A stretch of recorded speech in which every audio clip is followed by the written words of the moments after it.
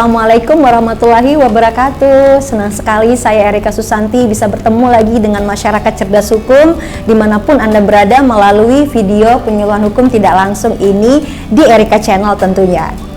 Di episode-episode sebelumnya kita sudah pernah membahas mengenai ospek online, lalu pinjaman online, dan lagi-lagi saya mengajak masyarakat cerdas hukum untuk berbicara mengenai sesuatu yang tetap online, yaitu belanja online. Istilah belanja online memang sudah makin mencuat beberapa tahun yang lalu. Biasanya identik yang melakukan belanja, transaksi jual beli itu lebih sering wanita. Bahkan ada istilah shopaholic buat perempuan atau orang yang sering suka sekali untuk transaksi belanja. Menghabiskan uangnya untuk membeli sesuatu yang menurutnya itu adalah kebutuhannya. Namun dengan perkembangan zaman saat ini, yang namanya belanja online atau jual beli online sudah nggak ngelihat lagi gendernya. Mau laki-laki, mau perempuan, mau anak kecil, mau ibu-ibu, gitu semua sudah mulai bertransaksi jual beli online. Karena gimana dong? Banyak sih ya keuntungan yang bisa kita dapatkan dengan kita bertransaksi jual beli online, baik kita sebagai pembeli maupun sebagai penjualnya. Mulai dari hemat waktu, hemat biaya, lalu kita juga bisa mendapatkan barang yang kita butuhkan yang ternyata di daerah kita tidak ada tapi di daerah lain ada. Tidak hanya lintas daerah tapi juga bahkan sudah lintas negara. Nah, dalam penyuluhan hukum tidak langsung kali ini, saya ingin mengajak masyarakat cerdas hukum untuk mengulik lebih jelas mengenai hak-hak kita sebagai konsumen atau pembeli dalam melakukan transaksi jual beli online. Misalnya apabila kita sebagai pembeli mendapatkan barang yang tidak sesuai dengan pesanan kita, atau bahkan yang kita pesan, yang sudah kita bayar tapi kita tidak dapat barangnya. Apa yang harus kita lakukan menurut Undang-Undang Perlindungan Konsumen?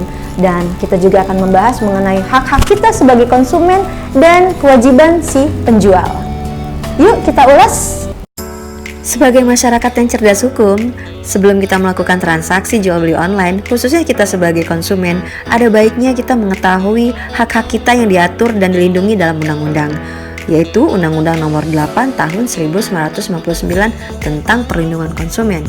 Di dalam pasal 4, di mana hak konsumen itu mulai dari hak untuk mendapatkan kenyamanan, keamanan dan keselamatan dalam mengkonsumsi barang, hak untuk didengar pendapat dan keluhannya atas barang atau jasa yang digunakan.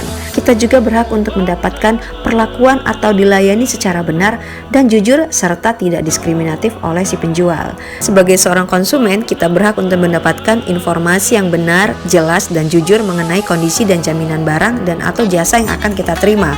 Dan jika barang dan jasa yang kita terima itu tidak sesuai dengan yang diperjanjikan, kita berhak untuk mendapatkan kompensasi, ganti rugi, atau penggantian. Di sisi lain, terdapat kewajiban bagi pelaku usaha atau penjual online yang diatur dalam pasal 7 Undang-Undang Perlindungan Konsumen. Salah satunya adalah dia wajib untuk beritikat baik dalam melakukan kegiatan usahanya, serta menjamin mutu barang atau jasa yang diproduksi atau diperdagangkan sesuai dengan standar mutu barang atau jasa yang berlaku. Dan masih banyak lagi kewajiban bagi pelaku usaha yang harus diperhatikan sesuai dengan aturan yang diatur dalam pasal 7 tersebut. Terkait dengan permasalahan pembeli yang ditipu oleh penjual, lebih tegas lagi dalam pasal 8 ayat 1 Undang-Undang Perlindungan Konsumen melarang pelaku usaha untuk memproduksi atau memperdagangkan barang atau jasa yang tidak sesuai dengan yang dijanjikan, yang dinyatakan di dalam label, etiket, keterangan atau iklan atau serta promosi dari penjualan barang tersebut. Ketidaksesuaian spesifikasi barang yang diterima oleh pembeli atau barang yang tertera dalam iklan merupakan salah satu bentuk pelanggaran atau larangan bagi pelaku usaha dalam memperdagangkan barang. Apabila pelaku usaha atau si penjual online melanggar larangan dengan tetap memperdagangkan barang atau jasa yang tidak sesuai dengan yang dinyatakan di dalam iklan, dalam promosi, maka ia dapat dipidana berdasarkan pasal 62 ayat 1 Undang-Undang Perlindungan Konsumen, di mana hukuman pidana penjaranya paling lama 5 tahun atau pidana denda paling banyak 2 miliar rupiah. Transaksi jual beli kita, meskipun dilakukan secara online berdasarkan Undang-Undang Informasi dan Transaksi Elektronik serta Peraturan Pemerintah tentang Penyelenggaraan Sistem dan Transaksi Elektronik, tetap diakui sebagai transaksi yang sah dan dapat dipertanggungjawabkan. Mengingat persetujuan pembeli untuk membeli barang secara online dengan cara melakukan Klik persetujuan atas transaksi merupakan bentuk tindakan penerimaan yang menyatakan persetujuan dalam kesepakatan pada transaksi elektronik. Dengan demikian, kita dapat menggunakan instrumen Undang-Undang ITE dan atau peraturan pemerintah tersebut sebagai dasar hukum dalam menyelesaikan permasalahan hukum kita dalam jual beli barang dan jasa online.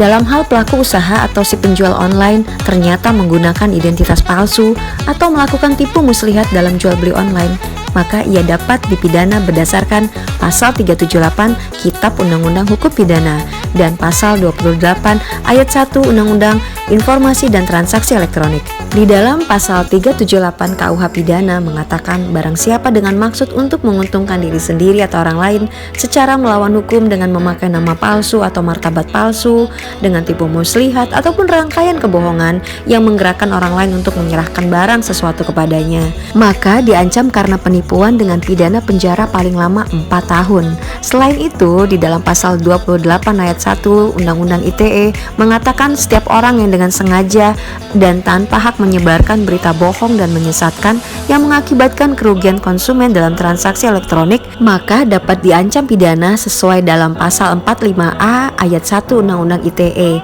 di mana dapat diancam dengan pidana penjara paling lama 6 tahun dan atau denda paling banyak 1 miliar rupiah. Banyak ya.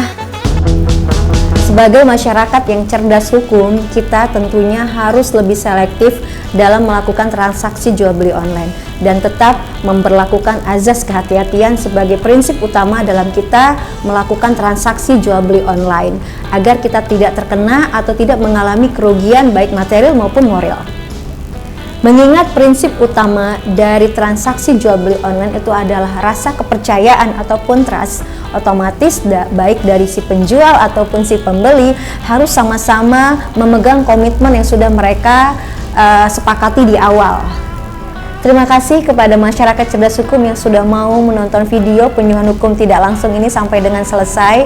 Kita sampai ketemu lagi di episode selanjutnya, dan saya sangat mengapresiasi sekali apabila masyarakat cerdas hukum berkenan untuk like dan share video ini kepada masyarakat hukum lainnya, sehingga video dan pengetahuan kita tidak hanya terhenti di sini, dan supremasi hukum di Indonesia melalui masyarakat yang cerdas dan berbudaya hukum bisa ditegakkan.